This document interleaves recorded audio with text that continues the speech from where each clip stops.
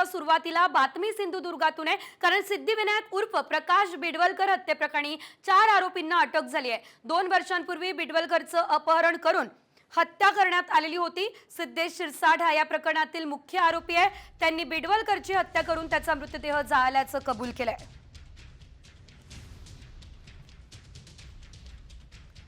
एकंदरीत आपण जर बघितलं तर बिडवलकरचं 2 वर्षांपूर्वी अपहरण आणि हत्या करण्यात आली। शिरसाटचं 4 बेड्या ठोकण्यात आल्या।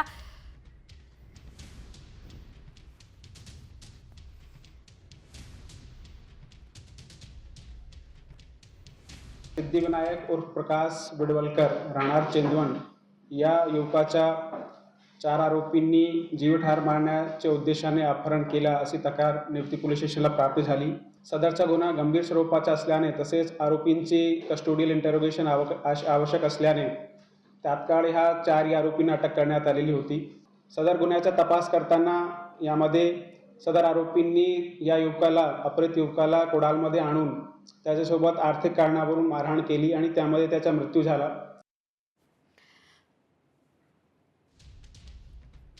तर मार्च 2023 मध्ये सिद्धिविनायक उर्फ प्रकाश बिडवलकरचं अपहरण करण्यात आलं। 9 एप्रिल 2025 ला जीवे मारण्याच्या उद्देशानं अपहरण झाल्याची तक्रार नातेवाईकांनी केली। 10 एप्रिल 2025 ला पोलिसांकडून 4 आरोपींना अटक सुद्धा झाली। शिवाय आरोपी सिद्धेश शिरसाटची हत्या केल्याची कबुली आहे। पक्याचा मृतदेह साताड्यातल्या जंगलामध्ये जाळला। हाडं तेरेखोल नदीमध्ये फेकली होती।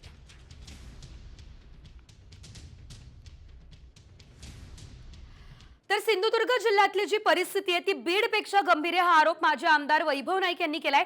कुडाळमधील एका तरुणाची केवळ 22,000 रुपयांची हत्या केली असा आरोप वैभव नाईक यांनी केलेला आहे। त्याचे फोटो देखील त्यांनी सोशल मीडियावरती शेअर केले। हत्या करणारा आरोपी हा शिंदे गटाचा पदाधिकारी आहे आणि त्याला स्थानिक आमदार वाचवताय असा आरोप वैभव नाईक यांचा आहे।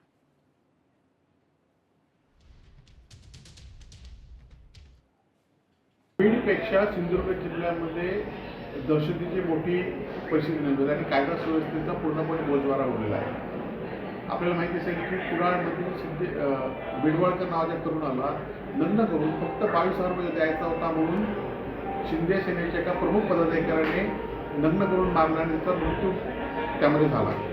आणि ह्याचा खरं तर सिद्धेश शिरसाट आहे, त्याचे अनेक लोकांशी संबंध शिंदे गटाशी आहेत। त्याचे बॅनर कालपर्यंत होते आणि त्याला वाचवण्यासाठी तिथले स्थानिक आमदार अनेक पदाधिकाऱ्यांनी जिल्हा पोलिसांना किंवा जिल्ह्यातल्या प्रमुख पोलिसांना फोन केलेले आहे।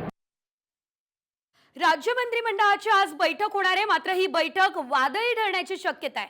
तनिषा भिसे या गर्भवती महिलेचा पुण्यात मृत्यू झाला। दीनानाथ मंगेशकर रुग्णालयावरती वैद्यकीय निष्काळजीपणा केल्याचा ठपका आहे। या प्रकरणी आज 3रा अहवाल सादर होणार आहे। तेव्हा या बैठकीत कारवाईबाबत कोणता निर्णय होतो हे बघणं महत्त्वाचं आहे। त्याप्रमाणे महायुतीमध्ये पालकमंत्री पदावरून मतभेद दिसताय, त्याचेही पडसाद उमटण्याची शक्यता आहे। तर अवकाळी पाऊस आणि गारपिटीमुळे झालेलं पिकांचं नुकसान आणि राज्यातल्या पाणीसाठ्यावर देखील चर्चा होण्याची शक्यता नाकारता येत नाही। त्यामुळे आजची मंत्रिमंडळाची बैठक वादळी ठरू शकते।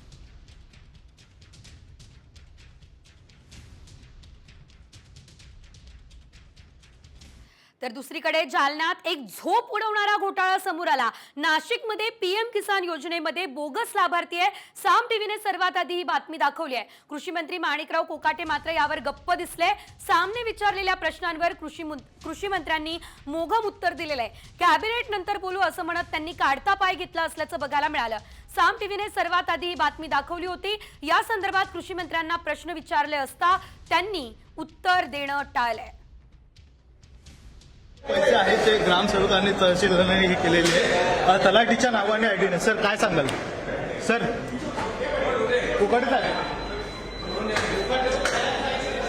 कोकाटेचा शेतकऱ्यांचे पैसे लागले। सर चला बाहेर झालं नंतर मी सांगतो, थोड्या वेळ माझं कॅबिनेट संपलं की बोलतो, कॅबिनेट संपलं की बोलतो मी। आणि आता बातमी साम टीव्हीची एक्सक्लुझिव्ह. सरकारची झोप उडवणारा घोटाळा जालना जिल्ह्यामध्ये समोर आलाय. जालन्यात तलाठी आणि ग्रामसेवकांनी शेतकऱ्यांचे अतिवृष्टी आणि गारपिटीचे तब्बल 50 कोटींचे अनुदान लाटल्याचा आरोप आहे. धक्कादायक म्हणजे तहसीलदारांचं लॉग इन आणि पासवर्ड वापरून हा घोटाळा केल्याची माहिती आहे. एकाच शेतकऱ्याच्या नावावरती वेगवेगळे VK नंबर बनवून घोटाळा केल्याचा प्राथमिक अंदाज आहे. दरम्यान घोटाळ्याचा हा जो आकडा आहे तो आणखी वाढण्याची देखील शक्यता आहे.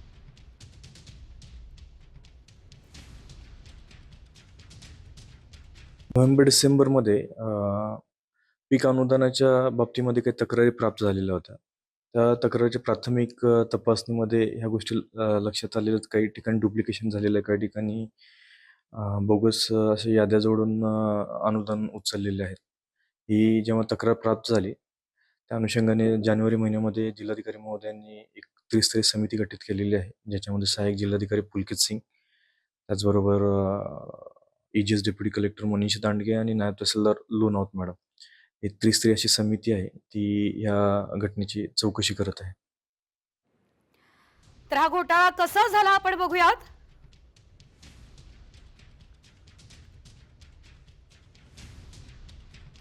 शेतकऱ्यांचं अतिवृष्टी आणि गारपिटीचं 50 कोटींचं अनुदान तलाठी आणि ग्रामसेवकांनी लाटल्याचा आरोप आहे. तहसीलदारांचं लॉग इन आणि पासवर्ड वापरून घोटाळा झाल्याचा संशय आहे. एका शेतकऱ्याच्या नावावरती वेगवेगळे VK बनवले. जिल्हाधिकाऱ्यांनी नेमलेल्या त्रिसत्रीय समितीकडून आता घोटाळ्याची चौकशी सुद्धा सुरू असल्याचं बघायला मिळतंय. अंबड घनसावंगीमधील 80 गावांची तपासणी पूर्ण झाली आहे. जिल्ह्यातील इतरही गावांची तपासणी ही आता केली जाणार असल्याचं बघायला मिळतंय आणि अशा प्रकारे हा घोटाळा सध्या झालेला आहे.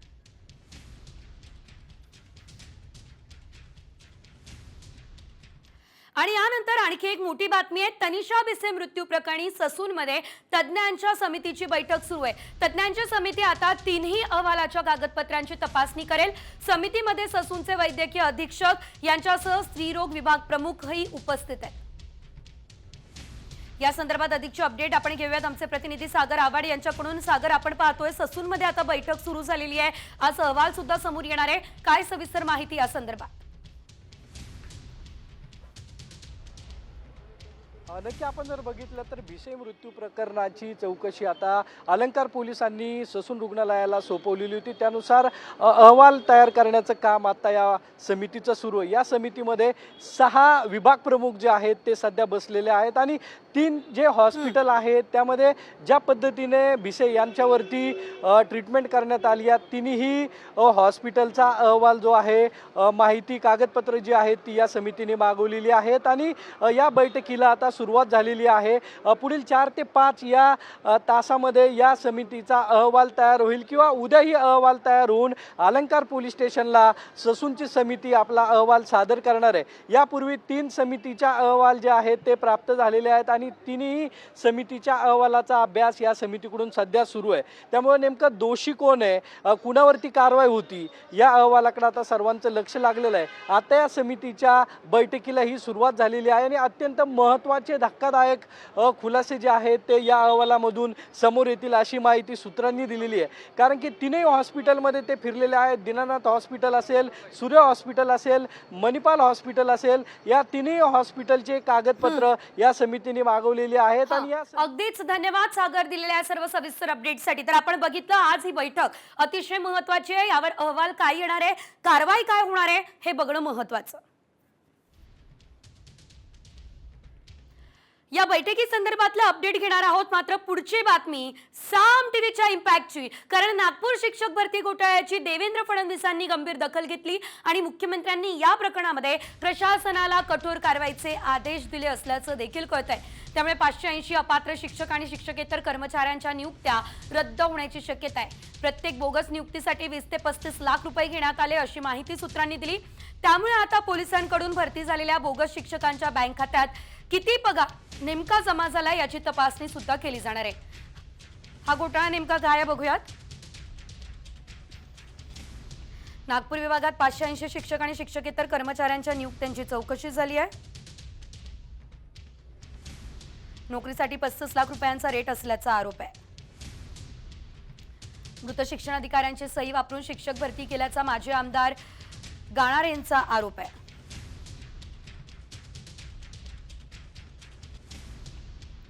बोगस सहीद्वारे 2016 ते 2024 दरम्यान बोगस शिक्षक भरतीचा देखील आरोप आहे.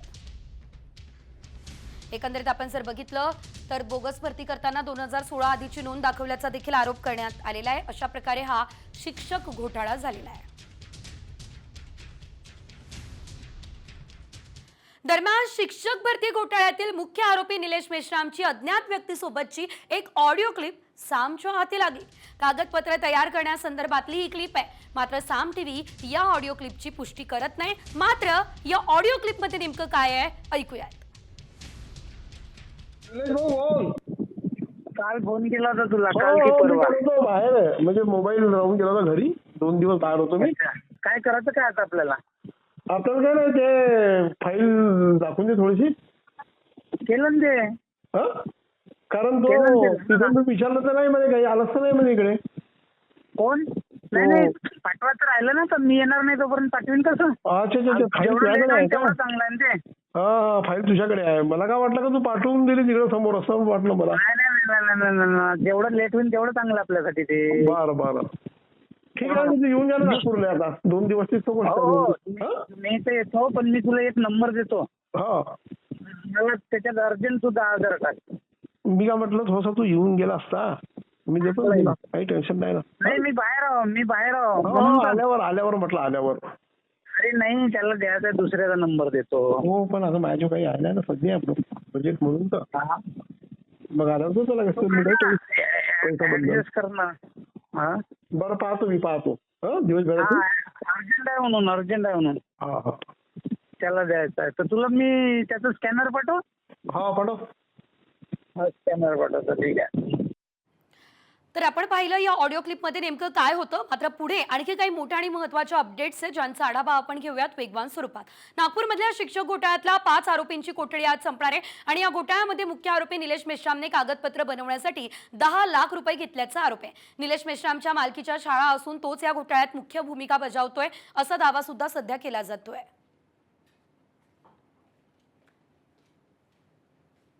शिक्षक भरती घोटाळ्यामध्ये वडेट्टीवारांनी आरोप केलेला आहे. उल्हास नरडला बळीचा बकरा केलाय. खालच्या सगळ्यांचं पाप लपवण्यासाठी नरडला अटक करताय, असं काँग्रेसचे नेते विजय वडेट्टीवार यांचं म्हणणं आहे.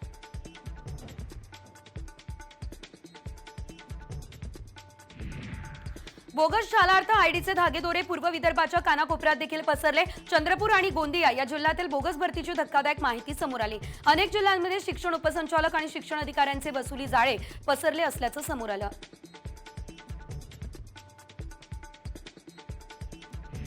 सोनं वर्षाअखेरीस 1,30,000चा उच्चांकी दर गाठण्याची शक्यता आहे. विदेशी गुंतवणूक फर्म गोल्डमन सॅक्सने हा अंदाज वर्तवलाय. तर गेल्या आठवड्यात सोन्याच्या किमतीत 6.5% वाढ झाली आहे. कोरोनानंतर सोन्याच्या दरात झालेली ही सर्वात मोठी वाढ आहे.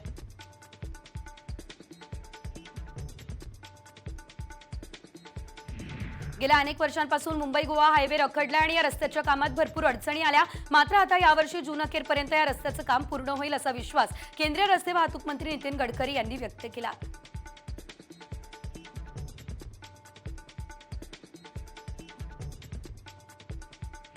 शेअर मार्केटमध्ये सध्या तेजी दिसतेय. सेन्सेक्समध्ये 1500 अंकांनी वाढ झाली आहे, तर निफ्टीने 450 पेक्षा जास्त अंकांची उसळी घेतलेली आहे.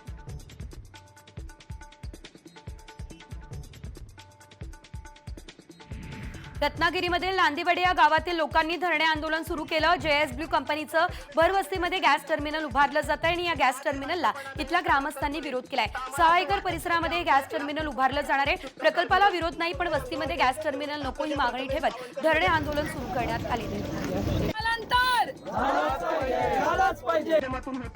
जर खऱ्या अर्थानं जिंदाल कंपनीला या ठिकाणी व्यवसाय करायचा. मुंबईमध्ये पाणी प्रश्नावरून ठाकरे गट आक्रमक झाला. आजपासून शिवसेनेचा महानगरपालिका कार्यालयांवर हंडा मोर्चा काढण्यात येतोय. मुंबईच्या काही भागात पाणी टंचाई आणि दूषित पाणी पुरवठा होतोय, याचा निषेध या दरम्यान करण्यात आलेला आहे.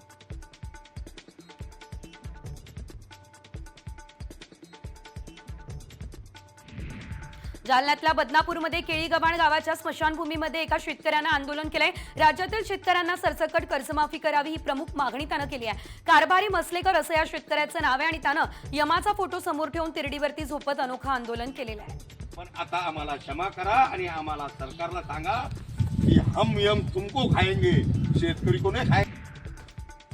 अहिल्यानगर जिल्ह्यातील राहुरी शहरात भर दिवसा महापुरुषांच्या पुतळ्याची विटंबना झाली. या घटनेला 20 दिवस उलटूनही अद्याप आरोपीला अटक झालेली नाहीये. त्यामुळे राष्ट्रवादी शहर पवार पक्षाचे माजी राज्यमंत्री प्राजक्त तनपुरे यांनी बेमुदत उपोषण सुरू केलं. आज उपोषणाचा दुसरा दिवस असूनही अद्याप प्रशासनानं दखल घेतलेली नाही.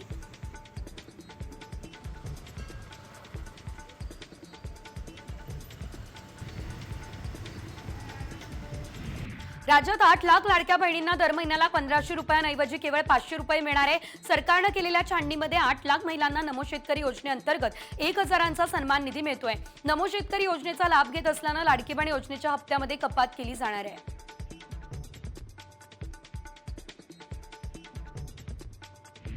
राज्यात तब्बल 29 लाख तरुण बेरोजगार आहे. खुद्द सरकारनं ही आकडेवारी जाहीर केली. सरकारी आकडेवारीनुसार जळगाव जिल्ह्यामध्ये सर्वात जास्त बेरोजगार आहे. फेब्रुवारी 2025 मध्ये राज्यातील 29 लाख बेरोजगार तरुणांनी कौशल्य विषयक प्रशिक्षणासाठी नोंदणी सुद्धा केली आहे.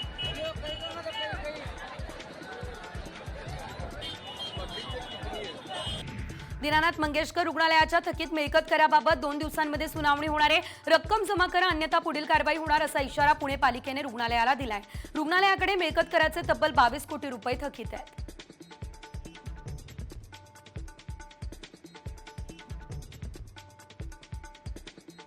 संग्रामपूर तालुक्यात भारत शासन राजपत्राद्वारे जन्ममृत्यू नोंदणी प्रक्रियेत सुधारणा करून नवीन आदेश पारित करण्यात आले. कार्यवाही संदर्भात शासनाकडे मोठ्या प्रमाणावर तक्रारी प्राप्त झाल्या. या प्रकरणी जुने सर्व दाखलेही रद्द करण्यात आलेले आहेत. सिंधुदुर्ग जिल्ह्यातील किल्ल्यांचा पहिल्यांदा विद्यापीठ स्तरावर अभ्यास केला जाणार आहे. यासाठी मुंबई विद्यापीठ स्वतंत्र अध्यापन केंद्र देखील आता तयार केलं जाईल. यासाठी सांस्कृतिक कार्य विभागाकडून 50 लाखांचा निधी उपलब्ध करून दिला. ही घोषणा आशिष शेलार यांनी केली आहे. दादरमध्ये इंदू मिलच्या जागेवर उभारण्यात येणाऱ्या डॉक्टर बाबासाहेब आंबेडकरांच्या स्मारकातील पुतळ्याच्या कामासाठी 1395 टन धातूची खरेदी झाली आहे. सध्या परिस्थितीमध्ये पातपीठ इमारत आणि पुतळ्याचे 20% काम पूर्ण झाले. सध्या पुतळ्याच्या निर्मितीचं काम शिल्पकार राम सुतार यांच्या कारखान्यामध्ये सुरू आहे. यवतमाळमध्ये पाणी पुरवठा योजनेची कामं निधीअभावी रखडली. जिल्हा परिषदेकडून हजारो गावांमध्ये जलजीवन मिशनची कामं सुरू आहे. मात्र गेल्या 4 महिन्यांपासून या कामांना संथ गती आहे. नागरिकांना पाणी टंचाईलाही सामोरं जावं लागतंय. बदलापुरात भटक्या कुत्र्यांच्या वाढत्या संख्येला आता चाप बसणार आहे. नगरपालिकेने श्वान निर्बीजीकरण केंद्र उभारलंय. इथे आता दर महिन्याला सरासरी 200 ते 250 कुत्र्यांवर निर्बीजीकरण शस्त्रक्रिया केली जाणार आहे. एसटी कर्मचाऱ्यांना मार्च महिन्याचा उर्वरित 44% पगार आज मिळणार आहे. एसटी कर्मचाऱ्यांना मार्च महिन्याचा 56% पगार मिळाला. यावर कर्मचाऱ्यांनी नाराजी व्यक्त केलेली.